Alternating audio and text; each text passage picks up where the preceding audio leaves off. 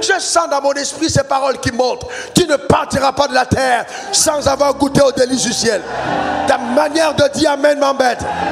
Dans cette génération perverse et pécheresse, où les hommes se rebellent de Dieu, tournent le dos à Dieu et embrassent devant la perdition, tu seras un jugement pour eux. Quand ils te regarderont, l'éloquence de la grâce, la démonstration du pouvoir divin, ils se rendront compte qu'ils se sont trompés. Écoutez-moi bien, frères et sœurs, ce que vous cherchez en Satan, vous l'avez gratuitement en Dieu. Parce que Jésus a payé le prix pour que cela soit ton partage. Donne-moi encore ton meilleur amen. Ne croyez pas aux mensonges des sectes, aux mensonges des sacrifices que vous devez faire au faux Dieu pour être heureux. Dieu t'a conçu pour le bonheur. Il a payé le prix pour ta liberté et personne ne te tiendra en captivité. Ta manière de dire amen m'embête. Donne-moi encore ton meilleur amen. Frères et sœurs, nous avons la capacité de Dieu de gérer les affaires de la terre là où nous sommes. Nous en avons clairement. Écoutez-moi bien. Et je reviens dessus tout de suite. Écoutez-moi attentivement. Vous savez, ce qui m'embête, c'est de voir des chrétiens se comporter comme s'ils étaient n'importe qui. La Bible va même plus loin. Vous savez, quand tu es né de nouveau, il y a une exemption sur ta vie. C'est-à-dire, Satan n'a pas de légitimité d'action à ton égard. Regardez quel amour le Père nous a témoigné pour que nous soyons appelés enfants de Dieu. Et nous le sommes. Donc arrêtez de penser que Satan est capable de tout faire contre toi. Ça va même trop loin. La Bible dit que même par ton rachat, par le fait que tu es né de nouveau, même tes enfants qui ne sont pas encore nés de nouveau sont mis à l'écart. C'est-à-dire que même si Satan veut atteindre tes enfants, à cause de ta foi, les enfants sont sanctifiés, ils sont protégés, ils sont gardés à cause de ta foi. Romains 5, verset 17. Voyez, si par l'offense d'un seul, la mort a régné par lui seul. Donc en fait, comme l'offense est arrivée par combien d'hommes? 2 ou 3 hommes. Un seul homme. La mort a régné par lui seul. En d'autres termes, tout ce qui nous arrive, ça ne vient pas de ton grand-père, ça vient d'Adam. Ne mets pas le problème au niveau de ta famille. Ça vient plus loin que ta famille. Il faut poursuivre jusqu'où était la racine souche. La cellule souche du péché s'appelle Adam. C'est lui la souche. Donc arrête ton grand-père. Parce que si tu vas aller grand-père, tu vas monter dans ton trône de général. Donc Dieu a inculpé un homme. Il a dit tu es coupable. Cet homme s'appelle Adam. Et c'est par lui que le péché est entré dans le monde. Donc le règne de Satan est arrivé. Maintenant, pour que le péché soit ôté, que vous compreniez comment on met fin au règne de la mort, il est donc important de comprendre qu'il fallait qu'un sang soit versé. Et c'est pourquoi il y a 3 choses que toute personne doit faire sur cette terre pour mettre fin au règne de la mort. Première chose, accepter Jésus dans sa vie. Première chose. Si Jésus n'est pas dans ton cœur, tu perds ton temps. Tu perds ton temps. Et je vais vous dire une chose, l'église est infestée aujourd'hui, infestée de personnes qui n'ont pas accepté Jésus. L'église est infestée de religieux. Infestée. Plein de religieux dans l'église. Voyez-vous? Donc il est important de comprendre quelles sont les armes avec lesquelles Dieu veut que nous puissions mettre fin au règne de la mort. La première chose, c'est la foi en Jésus. La foi en Jésus. Jean 10, le voleur ne vient que pour dérober, égorger et détruire. Mais je suis venu afin que les brebis aient la vie et qu'elles soient dans l'abondance. Donc je suis venu mettre fin au règne de la mort. 1 Jean 3,8, le Fils de l'homme a paru afin de détruire les œuvres du diable. Donc il est venu anéantir, détruire, saccager, mettre fin au règne de Satan. Ta manière de dire amen m'embête. Dis encore amen. C'est pourquoi, regardez Romains 8, 1, 2. Eh bien, il faut que tu comprennes ça. Romains 8, 1, 2. Il y a donc maintenant. Quelqu'un dit maintenant. Ah, s'il te plaît, maintenant. Ça veut dire que de par le passé, il y avait. Mais maintenant, il n'y a plus. Mais je ne sais pas si le maintenant là est maintenant pour toi. Parce que le maintenant, c'est pour celui qui a accepté Jésus. Il y a donc maintenant. Est-ce que le maintenant est maintenant? Demande à ton voisin, est-ce que maintenant, c'est maintenant? Il y a donc maintenant. Combien de condamnations? Aucune condamnation. Pour ceux qui sont en Jésus. Est-ce que je peux voir la main de ceux qui sont en Jésus? Est-ce que vous croyez la parole de Dieu? Est-ce que tu crois la Bible? Il n'y a donc maintenant aucune. Pour ceux qui sont en homme, frère, s'il n'y a pas de condamnation, pourquoi tu achètes l'huile? S'il n'y a pas de condamnation, pourquoi tu bâtis des hôtels où tu mets de l'argent? S'il n'y a donc aucune condamnation. Si tu crois en ça, pourquoi tu fais ça? Verset 2, regardez ça. Voyez, en effet, la loi de l'esprit de vie. La loi de l'esprit de vie. La loi de l'esprit de vie. Cette loi qui te donne de pouvoir appartenir au règne de la vie. Cette loi de l'esprit de vie t'a affranchi de la loi du péché et de la mort. Une autre information vitale. Dans ce monde, on n'appartient pas à deux royaumes. Dans ce monde-ci, on n'appartient pas à deux royaumes. Il n'y a pas de double nationalité. Nationalité du ciel et nationalité de l'enfer. Ça n'existe pas. Soit tu as une nationalité céleste, soit tu es du diable. Il n'y a pas de double nationalité. Pas du tout. Donc il n'y a plus de condamnation pour ceux qui sont en Christ. Pas pour ceux qui sont à l'église. Pas pour ceux qui sont évangéliques. Pas pour ceux qui sont catholiques. Pas pour ceux qui sont protestants. Non, ça n'a rien à voir. Méthodistes, ça n'a rien à voir. Mais pour ceux qui sont en Christ. Savez-vous que je peux être évangélique sans être en Christ? Ah, ils sont nombreux. Ils sont nombreux, ils sont nombreux. Si quelqu'un est en Christ, il est une nouvelle créature. Donc, vous voyez, donc c'est ça. Et donc c'est important, la foi en son nom, la foi en Jésus. Cette foi en Jésus te donne véritablement de sortir totalement du règne de la mort. Mets ta main sur ta tête et déclare la mort. Mort, tu as perdu ton pouvoir sur ma vie. Dans le nom suprême de Jésus, déclare-le encore. Mort, tu as perdu ton pouvoir sur ma vie. Au nom suprême de Jésus. Vous savez, quelqu'un m'a dit, parce que tu sais, oui, c'est vrai que tu as vécu avec 15 000 francs de salaire. Mais ça, c'était avant. 1999, c'est pas 2025. J'ai dit, mais 1999, c'est pas 2025, mais la parole de Dieu est la même aujourd'hui éternellement. On est dans la même ville d'Abidjan. Abidjan n'est pas cher aujourd'hui, Abidjan a toujours été cher. Abidjan a toujours été, frère Jam, ne te trompe pas, Abidjan a toujours été cher. Même si aujourd'hui ça devient encore de plus en plus cher. Mais c'est à cause de toi ça devient plus cher. C'est pour augmenter ta foi. Est-ce que quelqu'un comprend? Mais 1000 tomberont à ta gauche, 10 000 à ta droite, tu ne seras pas atteint.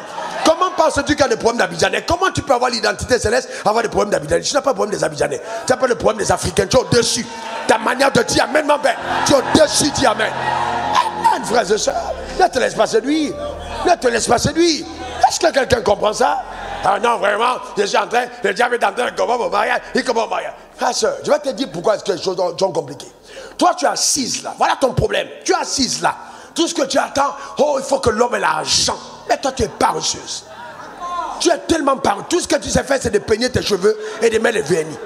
Un homme intelligent qui a battu sa fortune ne pousse pas une femme qui ne se limite qu'à son corps. Aucun homme intelligent. Aucun homme. Parce que un, tu es source de dépenses. Deux, tu es source de regard, de convoitise. Donc on ne veut pas des femmes légères.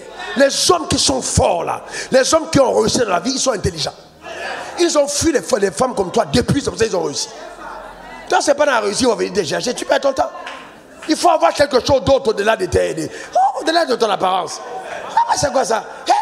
Je veux un homme riche, mais travaille, ma soeur, travaille, ma soeur, travaille. Faut travailler.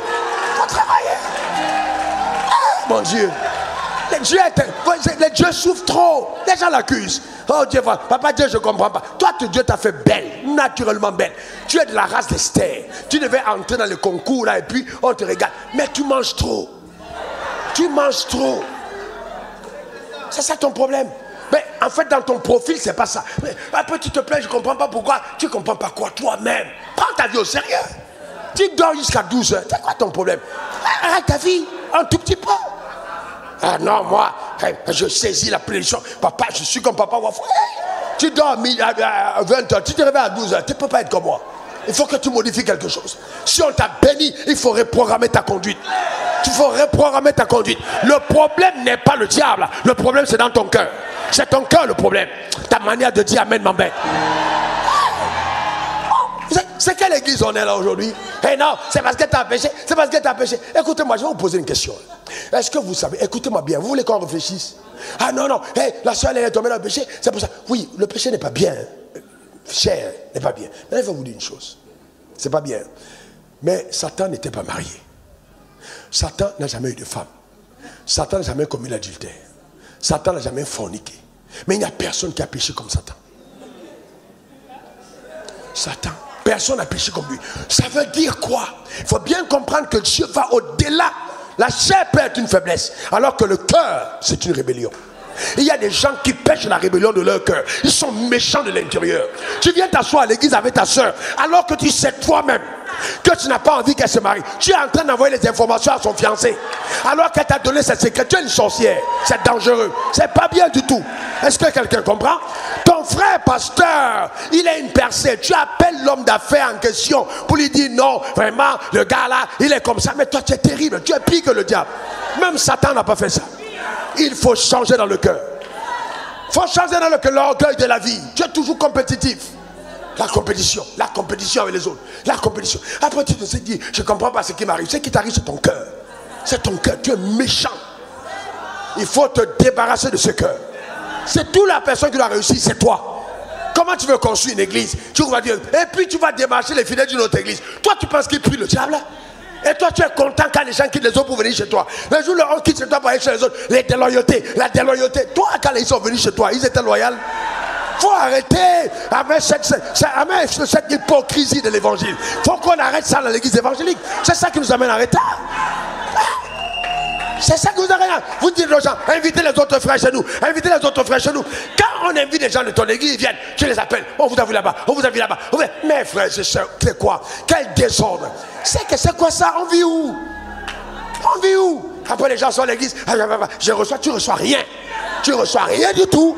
Tu ne reçois rien du tout. Tu ne recevras jamais rien parce que ton cœur est mauvais. C'est ça le problème.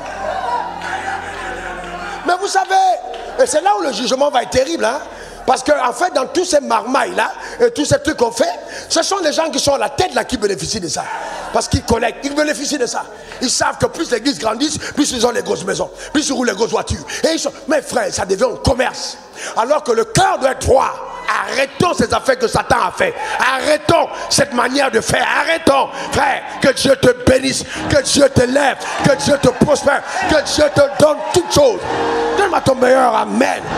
Et je danserai de joie quand je verrai ton jet. Je serai content et heureux. Mon fils a eu le jet. Il n'y a pas de problème. Arrêtez la jalousie.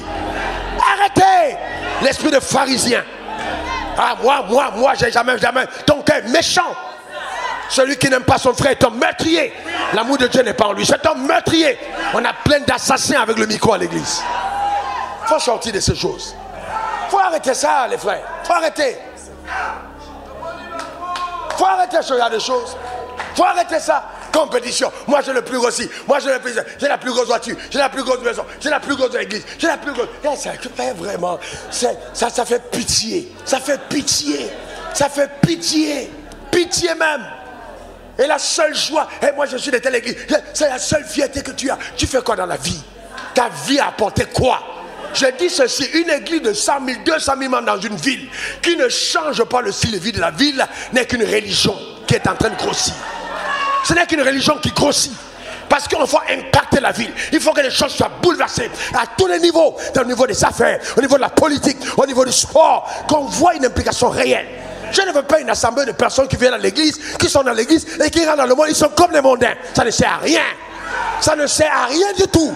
Rien du tout. La lumière brille au sein des ténèbres. Il faut que tu brilles. On doit voir ta brillance. C'est clair et net. Il faut qu'on arrête ça. À quoi ça sert? Oh, je me suis baptisé. Et puis on te voit là, tu es dans les mêmes choses. C'est quoi ça? Tu es là au conseil des païens. C'est quoi? Même Jésus regarde. Il dit non, je dois rentrer chercher l'église. Non, c'est les stratégies. Quelle stratégie? Il n'y a pas de stratégie dans la vie. C'est quelle stratégie? Tu es de Dieu, tu es de Dieu. Tu es de Dieu, tu es de Dieu. On doit revenir au radicalisme de la foi. Radicaux en Christ.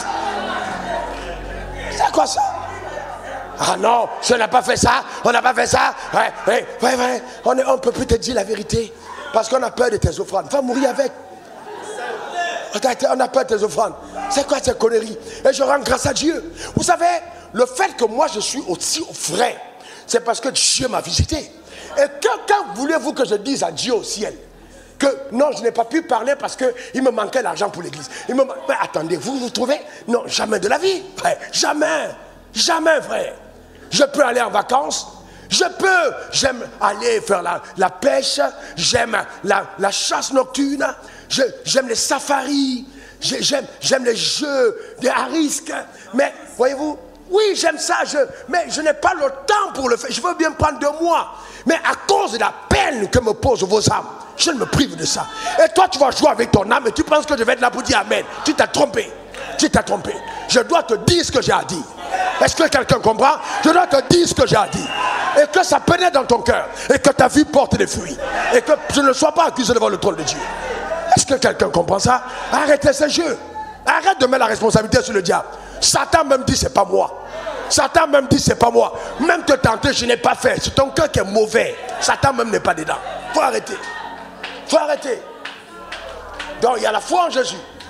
Amen. La foi en Jésus, Dieu a la foi en son sang. Son sang a coulé pour toi.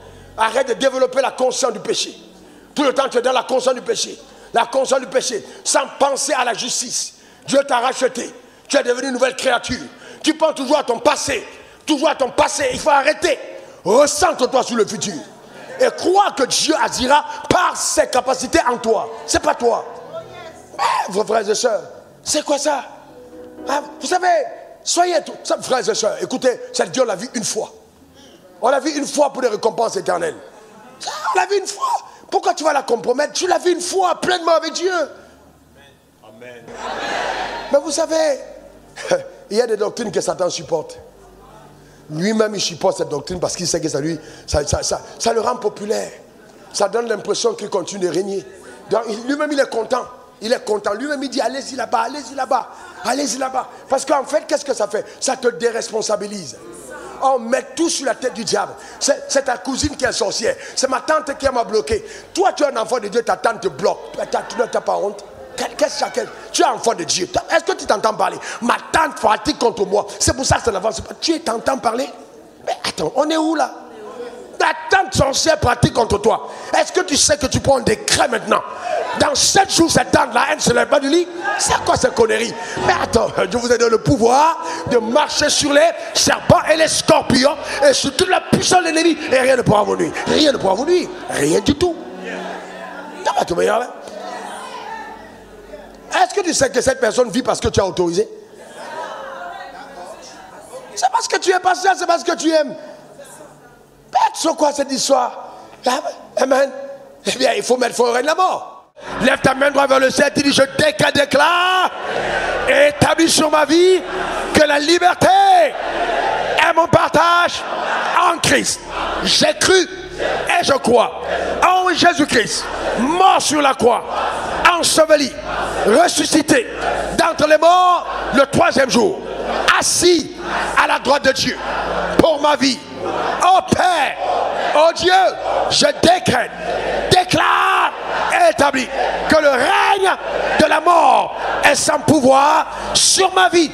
Car moi, Raoul Wafo, je n'appartiens plus au règne de la mort, et cela se sait. Et cela se sait, et cela se voit sur la terre des hommes, au nom suprême de Jésus. Amen, amen et amen. Gloire à l'agneau. Acclame très fort ton Rédempteur.